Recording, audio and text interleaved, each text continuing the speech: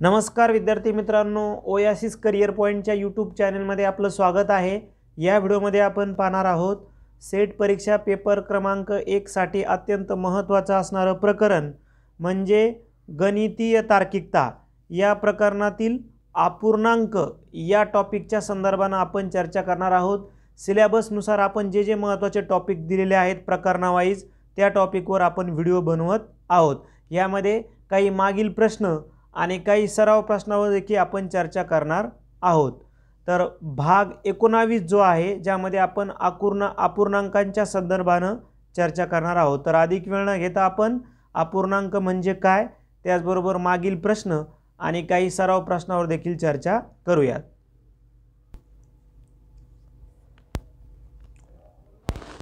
गणितीय तार्किकता म्हणजेच mathematical reasoning मधील अभ्यासक्रमातील अतिशय महत्त्वाचा जो सब टॉपिक आहे फ्रॅक्शन अपूर्णांक, याविषयी आपण बेसिक माहिती घेऊयात। बघा, अपूर्णांक म्हणजे काय तर x/y च्या रूपात असणाऱ्या परिमेय संख्या जेथे x व y हे पूर्णांक असून x ही y च्या पटीत नसेल तर मिळणारी संख्या ही अपूर्णांक असते।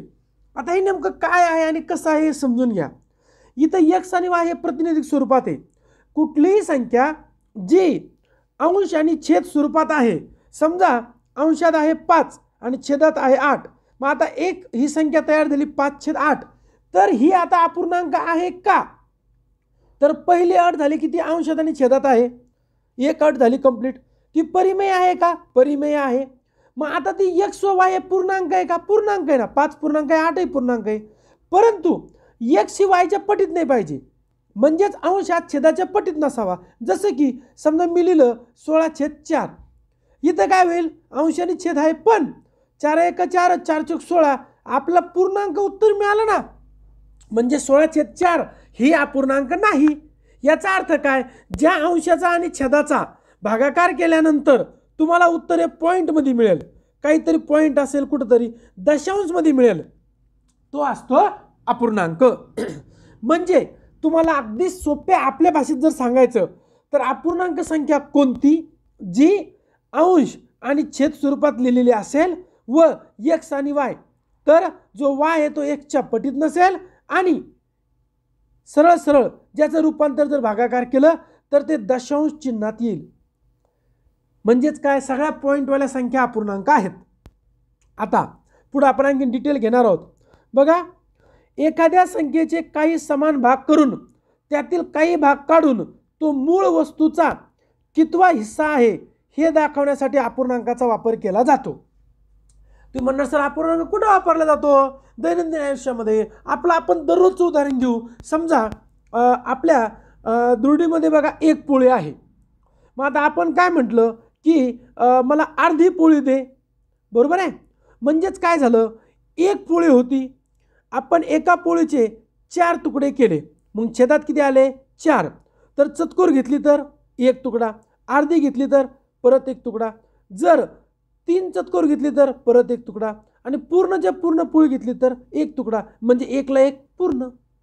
येते लक्षात? बघा अशा प्रकारे। आता अपूर्णांकाच्या आडव्या रेषेवरील अंकास अंश म्हणतात। छेदातील वस्तूच्या समान भागापैकी घेतलेला काही भाग म्हणजे अंश होय। जसं की समजा मी जर म्हटलं की 3/5, तर एकूण भाग किती होते? 5, त्यातले 3 भाग घेतले। समजा एक सफरचंद घेतलं, त्याला 5 खापेमध्ये डिवाइड केलं, त्यातले 3 भाग मी खाल्ले, म्हणजेच 3/5 पैकी 3 भाग मी खाल्ले, बरोबर आहे? अशा प्रकारे पुढे पाहूयात। अपूर्णांकाच्या आडव्या रेषेखालील अंकास छेद म्हणतात। छेद म्हणजे वस्तूचे केलेले समान भाग होय। आता हे कसं करायचं ते आपण पाहूयात। बघा, पाव, अर्धा, पाऊण, सव्वा इत्यादीचे दशांश अपूर्णांकात लेखन। पाव म्हणजे आपण पावशेर म्हणतो। बघा, हा पूर्ण एक गोल, त्याचे 4 तुकडे केले, एक तुकडा घेतला, हा एक घेतला, एकूण किती? 4 तुकडे। म्हणजेच काय झालं बघा, 4 × 25 म्हणजे 100, म्हणजे कंप्लीट झाला, त्यातलं 25% घेतलं म्हणजे 0.25। अर्धा घेतला म्हणजेच 1/2, एकूण किती होते? 2 तुकडे केले आपण, त्यातला 2 पैकी 1 घेतला, मग 2 म्हणजे 2 गुणिले 50 100. तुम्ही म्हणणार 100च का आणायचे? का? कारण की 100ला आपण इथे पूर्ण मानतो. कुठलाही अपूर्णांक सोडवताना जर तुम्हाला खूप कन्फ्यूज होत असेल तर त्याचा छेद 100च्या रूपात कन्व्हर्ट करायचा. कन्व्हर्ट करायचा म्हणजे काय? छेदाला अशा संख्येनं गुणायचं की तुमचं उत्तर 100 येईल. मग एकदा 100 आलं तर ज्या संख्येनं गुणल्यामुळे 100 येतं त्याच संख्येनं अंशाला गुणायचं व तुम्हाला अशा प्रकारचा पूर्ण इंटरफेस मिळतो. आता तुम्ही हे शांत चित्तात बघून घ्या. पाव, अर्धा, पाऊण, सव्वा, दीड आणि पावणे 2 कसं कसं बनलेलं आहे. आता आपण ॲक्च्युअल आलेलं उदाहरण समजून घेऊयात. सेट एक्झाम डिसेंबर 2020ला आलेला प्रश्न होता की दयानंदने आपल्या शेताच्या 1/3 भागात ऊस लावला, 1/4 भागात भुईमूग लावला व उरलेल्या 25 एकरात ज्वारी लावली. तर दयानंदचे एकूण किती एकर शेत आहे? स्टेप बाय स्टेप मांडणी करा. थोडंसं लिहायला जड जातं म्हणून आपण काय केलं, काही भाग DTP केला. थोडंसं लिहिला बघा. एकूण शेत x मानलं. आता 3/4 म्हणजेच x/3, 1/4 म्हणजे x/4 आणि राहिला किती 25 म्हणून 25. मग लसावी पद्धतीनं छेद समान केले. कसे केले छेद समान? बघा 3 गुणिले 4 3 चौक 12, 4 गुणिले 3 3 चौक 12 आणि 25. आता याच्या छेदात काहीच नाही म्हणून 12ला 12. मग 25 गुणिले 12 300. मग आता हे जे 12 आहे हे समोर गेले, झाले 12x, 3 आणि 4 7x, x बरोबर 60. पर्याय क्रमांक 2. आता आपण काही उदाहरणांची प्रॅक्टिस घेऊयात. बघा एका वर्गात 80 विद्यार्थी असून पैकी 3/8 मुली आहेत. त्या मुलीपैकी 2/5 मुली हुशार आहेत. तर हुशार मुलींची संख्या किती? कसं सोडवायचं अगदी स्टेप बाय स्टेप. बघा 80 विद्यार्थी आहे, पैकी 3/8 काय आहे? मुली आहे. बरोबर आहे. काटाकाटी करून घ्या. 8 1 8, 8 1 8. मग आधी तर किती राहिले? 10 गुणिले 3.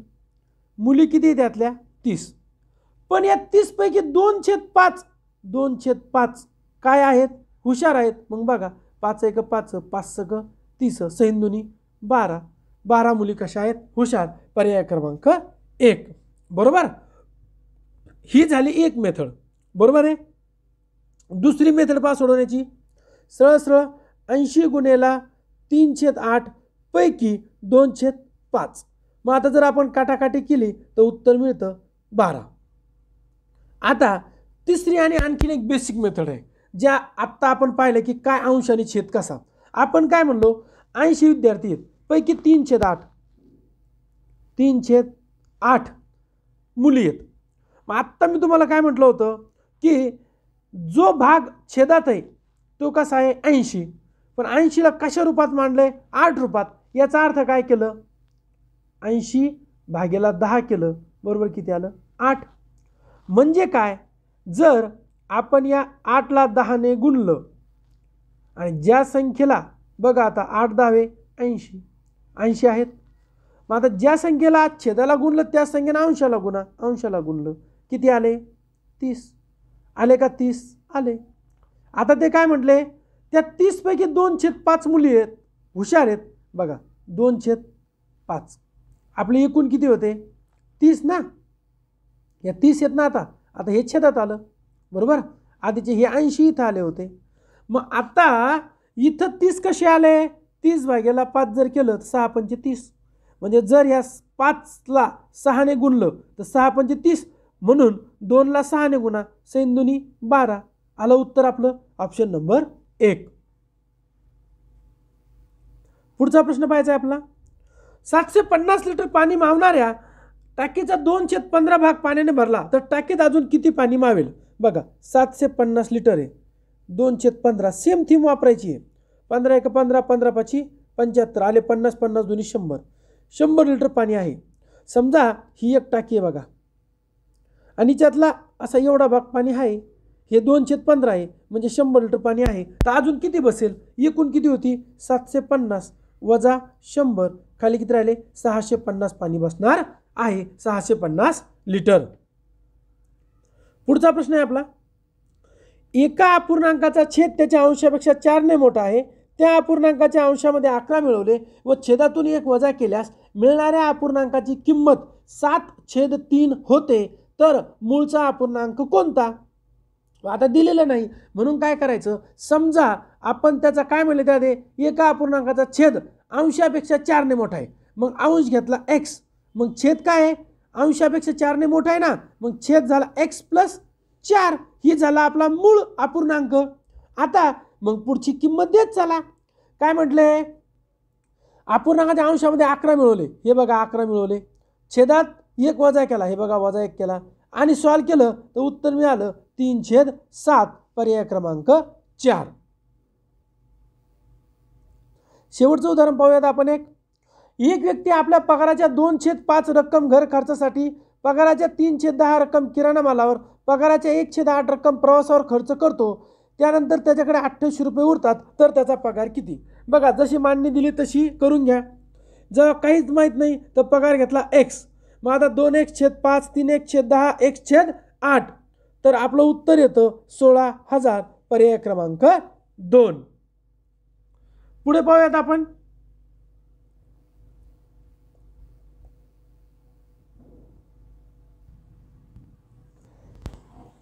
आता पहा, महाराष्ट्र सेट MS सेट सराव परीक्षा 2024 7 एप्रिलला जी आपली एक्झाम होणार आहे, यासाठी आपण 15 पेपर PDF स्वरूपात तुम्हाला व्हॉट्सअपला पाठवणार आहोत. यासाठी 500 रुपये फीस आहे, जी तुम्ही 98 23 24 71 91 या नंबरला फोनपे किंवा गुगल पे करा.